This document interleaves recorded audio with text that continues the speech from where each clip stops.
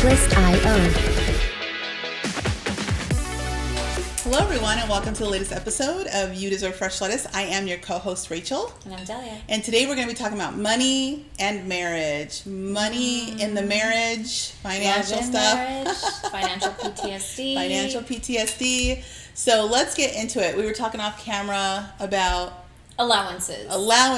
Yeah, allowances that men give you, and or maybe you guys both work, and then there's so much money that needs to be contributed to the pot of the things that you want to acquire, whether it's maybe buying a boat, another house, another car, and all of a sudden, you know, maybe he's out with his buddies and he's like spending a couple $100 at the bar, and you're on this strict tight budget. So rather than getting your nails done every 10 days, you got to wait like 20 days because guess what, you're on a budget. So we want to talk about, you know, I know a lot of friends of mine personally that their husbands pay them on payroll, and they are to basically pay for gas, pay for groceries, pay for their nails, for anything that they need personally, and they work also. So it's not like they're just being taken care of.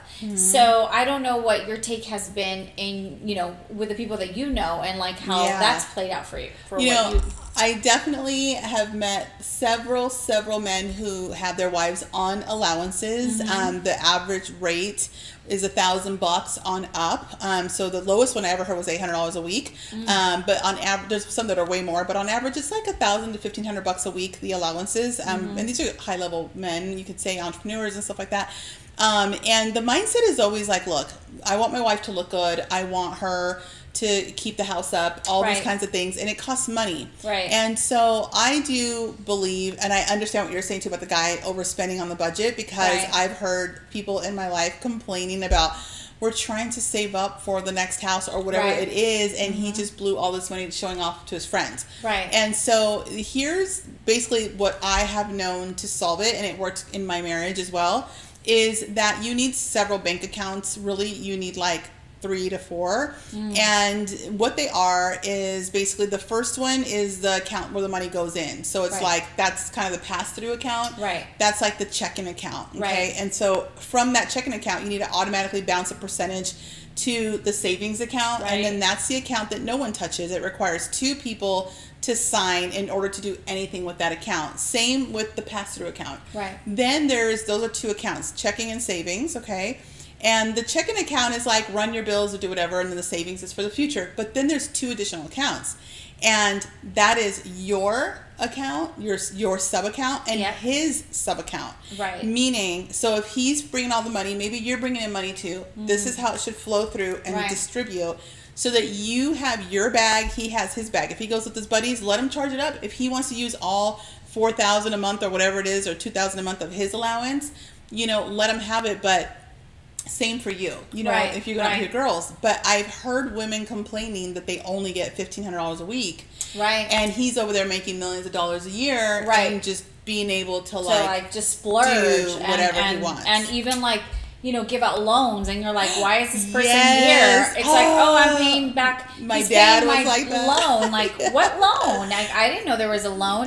But you're so budgeted that you're literally controlled to the very last freaking gallon of milk that you're buying for your home. And all of a sudden he's like, why are you spending all this money? You know, but my question for you, Rachel, is how do you feel about secret accounts? So an account that he has no idea that you have, maybe you put it under your mom's name, under your sister's name if you trust them.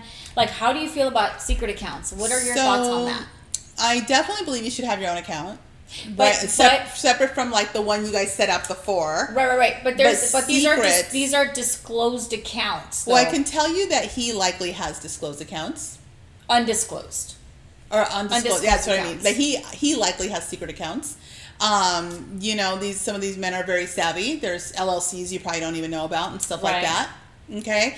And so at the end of the day, if that's what you feel that you need to do for whatever reason as an exit strategy, not that you want to ever tap into that, you know, but maybe or emergency you fund. can say, technically the fund you have together is the emergency fund, but if you're That's you're like doing an extra emergency. you're doing in case it there's an earthquake. it's an exit. Like at the end of the day, you're doing it as Yeah. an exit plan. Yeah. And so people call it mad money. It's called mad money. Back in I've never heard of it It's called that mad way. money. Yeah. Yeah. And so and in the old days, my grandmother's day, it was like the milk money.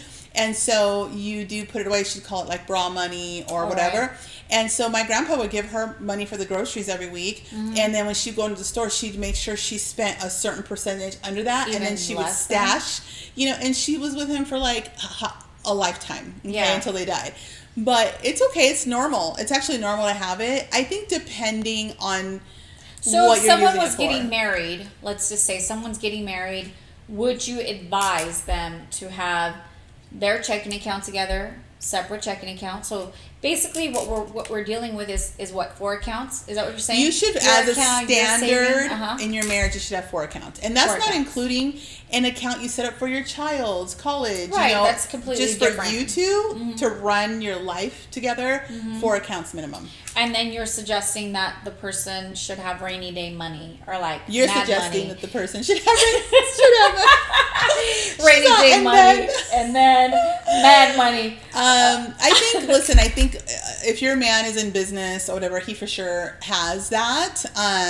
And if you feel like you need to have that too for Backup. mad money, for backup, because you're saying, I never know, this is my insurance, Right. then do that. You know what I mean? Then I think have an you can account. kind of gauge your relationship, your marriage. You can see if they always. I've heard a few divorce attorneys say this, and I had a lady tell me this too. If the man wasn't fair in the marriage, why would you ever think he'd be fair in the divorce? He's not. Yep. And the likelihood of him being fair is probably going to be very unlikely that he's going to Yeah. be fair. And then if he's narcissistic, he's never going to step up to the plate to say, I'm sorry, I messed up. Yeah. I was screwing hookers. I'm sorry. And he's probably never going to say sorry to you. Or, sorry, I slept with my secretary. He's probably never going to apologize for that. So I guess at the end of the day, you kind of gauge people and you understand who you're with. And if you know that he's not being fair in the marriage, then I'm not saying that work out your marriage. We're always about working out the marriage. Yeah. However, if you're already seeing that there's red flags popping up in your marriage, I think that it's kind of wise to say, you know what? Maybe I bank with this bank and I need to go to this Swiss bank over here and, get another account just to Yeah. make sure that you're okay. And if you have children, you got to make sure that those kids are going to be okay too. Yeah. Yeah. I'm not saying that you should be lying and trifling, but if you already see that the circumstances aren't good, it's kind of like seeing a storm up ahead and going out with flip-flops, sandals, kind of having a beach day. You got to get your rain boots on. Yeah, I think that, you're absolutely right. And having the account with someone else, like Delia said, that you can trust is going to be major, because you do have to disclose everything if you were to get divorced. You have to disclose it anyways. And so not everybody does that. If you are in a more high-profile, high-level divorce, you're going to get a forensic accountant, all this kind of stuff. But at the end of the day, it all just depends. You could tie it up in all kinds of things that, whether it's crypto or whatever it is, it doesn't have to necessarily be a bank account. You could go buy jewelry that is going to appreciate. There's so many different things that you can do to start stashing away. Right. But I do recommend that you be prepared at all times. Yeah. And I know that when I got divorced, I thought I was going to be, throughout my marriage when we were having problems, I thought, I do fine. And it happened in a time that really was so unexpected. Right. And we were in a lull because of the market crash and all this kind of stuff. And it was like ground zero. And I never thought I'd be there. But you know what about the secret account? It doesn't necessarily have to. This is doomsday, right? Divorcing is doomsday because that's a decision that you've both come to the conclusion that is forthcoming and it's inevitable. But you never know. What if, God forbid, out of nowhere, he gets in a car accident? Yeah. And then, takes his life away. Or, he's maybe now needing to get the medical help. Yeah. And you have that secret account that you can kind of tap into. It's not always just an exit strategy. However, if you know who you're dealing with and you know that he's probably not going to be fair, then it would be silly for you to go outside with flip-flops when a storm's coming. Yeah. You gotta, again, get your rain boots out. Yeah, but, for sure. It's not to say that, I guess it's kind of a little shady to say it, but if, it's shady and it's a little trifling to say, like, get your secret account But you know we what? could Secure also your future. yourself, because we could also look at that as like a prenup. Some people get really offended with the whole idea of a prenup. That's true. And it's actually a very smart tool for both parties involved, if you really understand it. And so people go, no, because you're anticipating divorce. You're not. You're just saying, like Delia said, when it comes to divorce, all is fair in love and war, meaning people go to war. So the person you're marrying and you're in this lovey-dovey state, that's the best time to put an agreement together, not when you're at war. Yeah. You're like, no, baby, I want you to have the Bentley. No. You have it. No. You have the Bentley. Yeah. And all of a sudden, you know, it's like, or you know, you have the kids. Or like, don't worry. It's okay. I got you, boo. No, it's not like that. Let me tell you. It is a war. You get into that Bentley, it's going to blow up. It's like, boom. Literally, you put a bomb in there, like, that is going to blow up. Gosh. I'm saying. It is so true. The worst that you've ever seen him in your marriage, multiply that times 10, and that's the guy you get during your divorce. And so at the end of the day. Or some women are crazy too. Some men are super fair. I've talked to a lot of guys that I'm like, why, you know, that, like, wow, you know, he seems level-headed, but there's always three sides to a story. Oh, yeah. And he's only going to tell you the best version of himself. Yep. But I agree with you, Rachel, when you say get the prenup, because you just never know. It's kind of like Jessica Simpson and Nick Lachey. Yeah. Like the dad, Nick Lachey was paid back then compared to Jessica Simpson. She launches her like shoe line and her whatever. I think he was worth like $5 million. Yeah. And she was just barely up and coming. The dad was like, absolutely no prenup. And the next thing you know, she blows up, and guess who gets half of her, you know, I thought estate? the dad wanted a prenup. The dad did not want a prenup. The dad said absolutely not, because he was doing a lot better than she was. Okay. And all of a sudden they get that reality TV show. She blows up, and she has this multi-million-dollar company that like her shoes and accessories, and then all of a sudden, guess who got paid? Yeah. He got paid, not her. And it backfired. Laughed all the way to the bank. It backfired. Yeah. So I think a lot of the time they always say, when you draft up a contract, whether it's business, whether it's a prenup, whether it's whatever it is, draft it up in a way that you absolutely hate each other. You put everything in there like you hate each other. So that way, when it does happen, you guys are both good. It's all settled. Because it's not going to be like, oh, no, baby, you have it. No, baby, you have it. It's not going to be like settled. That. Unless you're dealing with someone that's level-headed. I think a lot of women will hear this and go, oh, you know what, I should have a secret account, and you're right, and I should probably go in with my sister. But then you have to accept that he likely has one, and you gotta, like, it's none of your business. If you don't want him in your business on your secret stuff, then you have to be accepting to say, it's none of my business that he has a separate account, separate credit card, separate cell phone. I'm just kidding. Rachel, we gotta show her. This is going on. You're like, look, I have all the passcodes and all the passwords. Yeah. I know all his friends, and he leaves his phone out. I see it. Like, but what happened was you don't have access to the other phone. Yeah. So you just have to also be in that headspace of like, it's you're preparing yourself, especially as the mother. Yeah. You do got to think of that potential fallback plan for you and your kids to land cushiony, you can say. But at the end of the day, just accept that there's a possibility he also has one, and that's fine. You guys do what you got to do. So like if you're using, it depends on what you're using the account for. If you have your secret account to book, like secret hotel stays with this guy you met when you're on a girls trip to Cabo, then I could definitely see that there's a problem, and even your mind will start going, well, does he have a secret account? What's he doing with it?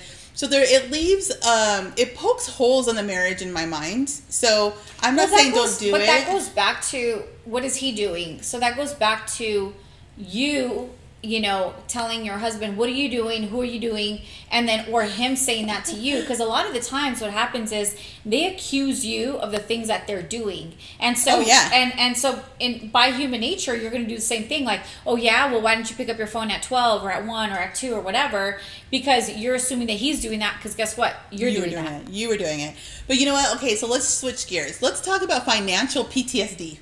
Okay. Especially, I'm talking specifically after divorce. Okay. I have met so many women who had really lavish lifestyles or just decent lifestyles when they were married. They didn't win in the divorce. They didn't divorce well. So they might have married well. They did not divorce well. And they're having to pick up the pieces with kids in tow. Maybe they didn't have a career, a solid one. They might have had a little business on the side or whatever that was good, but it's not solid enough, right, with all four legs to hold her up during this sort of catastrophic event.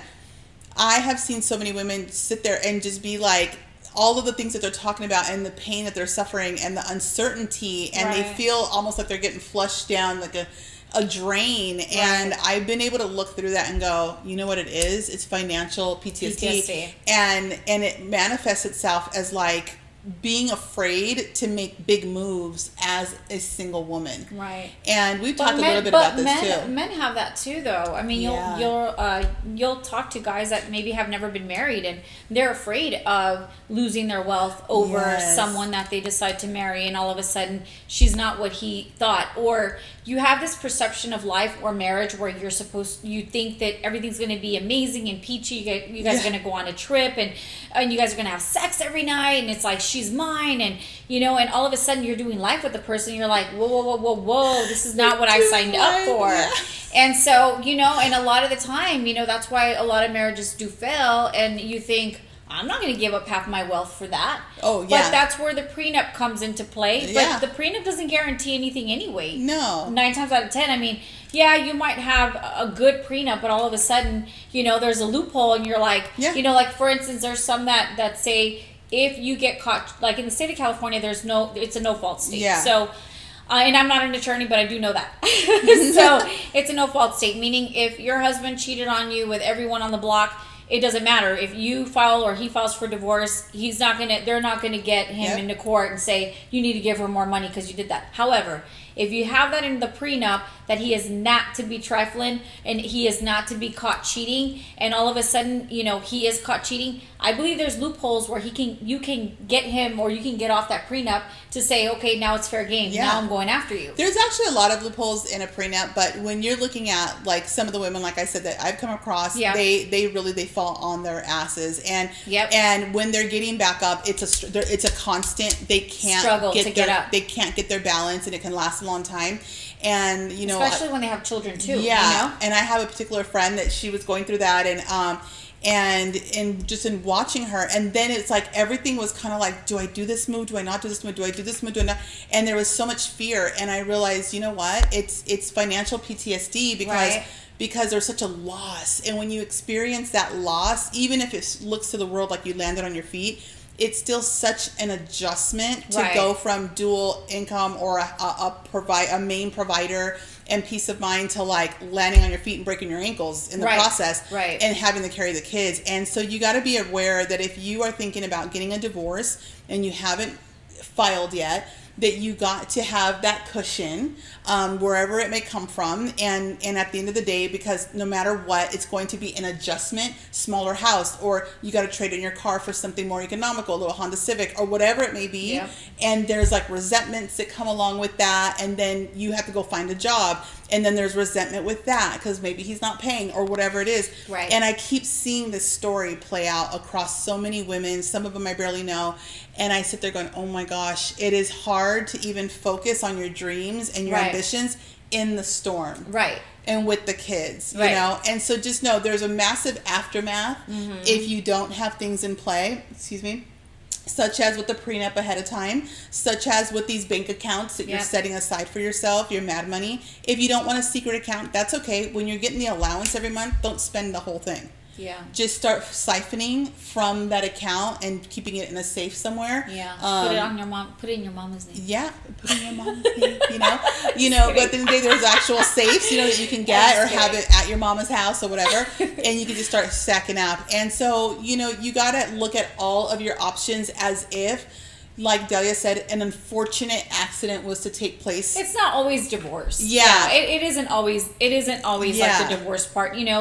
You would hope that when you do make this life-changing decision, I always say, like, I hope that the next time I ever get married, that I hold his hand to his death and vice versa. And if I can't have that, I don't want it. So point is, hey, there might be something that happens that he's maybe like supposedly the main provider, and all of a sudden you got to step up to the plate. So that cushion has to kind of, carry you on. I mean, we're now barely coming out of COVID. And so, you know what, had you have had that secret account, and you know that your husband's a great man, but you guys are going through it. I mean, I know that for me, I wouldn't have I would not not tap into my secret account. I would just say, hey, I got a loan or whatever. Yeah, exactly. And so I think it's just it's for all reasons. For cushion, for in case of a catastrophic event, in case of another something COVID, with your kids another or whatever. your kids. You just never know. You never know. Life happens. So you just got to make sure that you're covered. Let's go back to what you were saying about the guys that are afraid of even getting married because they don't want to give up 50%. Right. I know that my sons, that was their number one thing. They sat me down on several occasions, just during dinner, the topic was, okay, but how do I know that one day I want to make a lot of money, but right now I don't. And if I get married young, I don't, how do I protect what I do? And I'm like, that's called a prenup still. And you could even get a postnup if you ever plan to be wealthy. And so at a young age. Yeah, Rachel, and I'm going to cut you off though, but I'm going to play devil's advocate because I love doing that. You get married to somebody, you're 3-4 years deep, and obviously you're putting some work in there also, and all of a sudden he has this magical idea, and then he's like, you know what, my magical idea is going to make me this. I need you to sign a postnup. Would you do it? I think it depends on the situation. I have asked my partner when I was about to build something different than that one thing. I said, would you be willing? Actually, what it was I said, I'm going to purchase this house in Temecula, California. And I said, would you be willing to sign off? So I did, because I started seeing some red flags, and he said I would. Is that because you were already seeing that your marriage was about to end? I was seeing little red flags, but everybody sees them. You can see them year one. So I was seeing little red flags, and I was willing to put it on the table. I'm a very direct person. Yeah. So I don't sit there and see things happening and harbor all these fears and just never say anything until something blows up. Right. I try to catch it right when I see it. Nip it in the And bud. so I'm like, I want to make this move, but I want to ensure that no matter what happens between you and I, that I'm secure. I get to keep the house. And so he was willing to sign. I think prenups are okay. I don't know that most women would be okay with the postnup. Yeah. I don't know. You just gotta flip the script and decide. I wouldn't and if I was married and I had an idea and it was a magical idea, as I like to call them today, I don't know that I would ask that of my partner unless it was something that I already had going before I met him. Then he has to. Yeah. And I would do it otherwise. But it just depends. It really, each scenario depends. Yeah. I personally know a couple people that they ended up creating a postnup within the marriage because each partner was creating all these different things. Stuff, Oh yeah. And so it's not unheard of, and it's not uncommon. It's not. It just depends on your mindset. If you're like, no, I've been here from day one or whatever, and now he's asking me for this, then you just have a conversation and then about create some kind of thing around it. But the prenup thing, I think that's important. I think even if you don't really have a whole lot, I do know someone. It's kind of funny. I'm going to just share the really quick story. I know somebody that had a rental. They just rented a house, and she had like a Honda Accord. And she's about to marry someone, and I don't think he really had a job. And she goes to the attorney and says, I want to get a prenup. And he's like, what are you going to prenup? Yeah. And then she goes, well, I don't know. He's like, you have nothing to prenup. Yeah. I mean, at least if you have, maybe a company that's maybe not doing a whole lot of money, but maybe is about to. There's just so many variables to it. But the point is that she's like, no, I want a prenup. It's like, what are you going to prenup? You don't have to go to an attorney, by the way, to put things down that if you're in that state. So you can say, hey, if anything happens to us, I get the kids and you'll pay this. You can actually put all of those things together. But I'm really kind of leaning into the fact that men are actually afraid of entering into marriages because they think they're going to sacrifice their 50%. And let's be completely honest, if every woman was willing to sign a prenup, they wouldn't be afraid. Right. And so the thing is, 90% of women are like offended if the guy goes to them and asks for a prenup. Well, you're already planning to divorce me. Like, I've seen it over and over again, and I'm like, sign the freaking prenup, but put your exit in there. You get to actually add what your exit looks like in that prenup. So be wise about it. But men are actually, the 3 of you men listening, maybe six of you are probably like, oh, I don't know. I've built a name for myself. I built a career for myself. I make good money. Which you probably were very motivated to do that so that you could provide for a family one day. Right. But you also understand the numbers are a 50% chance you're going to get divorced. And that maybe even a little higher. Maybe higher. And guess what? That means you could lose what you built. And so have a conversation about it. Yeah.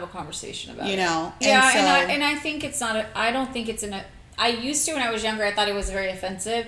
now in retrospect, I think that, you know what, to secure everyone and for everyone to know that, hey, we're in it for the long haul. I'm not here for your money. I'm here for you. I think if you sign a prenup, it's not that big of a deal. It's not the end of the world. No one needs to know. You know, like Rachel said, check out your exit strategy. I think that's more important than what you're not going to get or what you're going to get. It's just the way that, you know, you exit the marriage, and it's like, okay, well, you know, we didn't work out, but this is what this looks like. And, you know, a lot of the time I think these high level men, they're very smart anyway, so they already they already know. They made their moves. So at the end of the day, you know, you got to do what's right for you. But financial PTSD is a real thing. It is. Money matters are a huge thing in the marriage. I highly encourage you, if you're not married, to start having conversations now about the man that you're dating, of what his views are. Does he invest, or if he does, should you invest? Does he seem supportive to help you do that? Right. You know, talk about everything from stocks to crypto to different, you know, life insurance accounts. I mean, really explore different things and show him that you have a genuine interest in not only growing and wealth building together, you know, but for yourself, and that you support him doing it for himself. And I think it'll just put you in a better position than kind of playing like, oh, that's his thing. And then signing on to this marriage. And he's like, remember, it's my thing. And then you don't even know, A, where the money's coming from. Always, right? Could be some weird place. B, he's just giving you your allowance. And there's like this massive bag over here that you don't know the amount. And you know what happens then? You don't know what you're fighting for. Yeah. You just think I have a lavish life and I get half. No. You don't. You get half of the bills, half of the debt, half of the things that, you know, that he didn't disclose to you. And maybe, you know, you give him the right to use your Social Security. All of a sudden you have a credit card that you owe $100,000 on, and you're like, wait a minute. And then all of a sudden, rather than getting money, you have a debt. So I think that as long as you know what the rules of engagement are, like legit, the rules of engagement, I think that no one cries foul. I think when someone cries foul is when you don't know what's going on and no one tells you the game plan. So make sure that you figure out what the game plan is. PTSD is a real thing. It is. And you know what? Put it in your mama's name. Go buy a condo with your sister. Go buy a condo with your sister. And that's all we got for today. Hopefully we didn't confuse you. And we do hope that if you are in a relationship, that, you know what, you don't take our advice and, you know, and start interrogating your man. And you're like, do you have another account? And don't lie to me. And accept that which you just don't have control over, and just accept it. Just accept it. Yeah. And if you want to know about it, just pray on it. Just pray on it. So, but that's all we got for today. So cheers. Cheers. Have a good one.